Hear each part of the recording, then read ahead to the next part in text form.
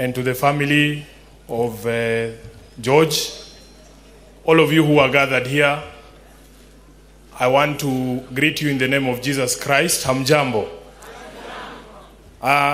Honorable Kawino works with a lot of people in Nairobi.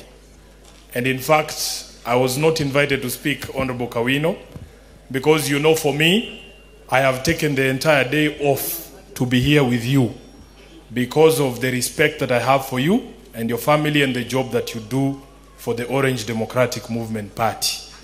But we have one of our colleagues who's the National Treasurer of ODM and a former Member of Parliament.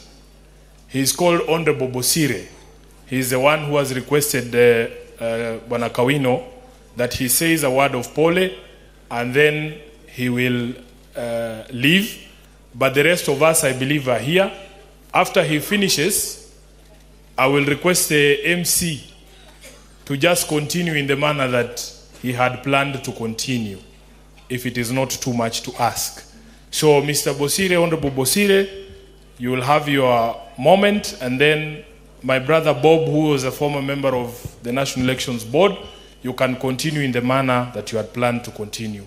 Thank you very much, and God bless you. Karibu.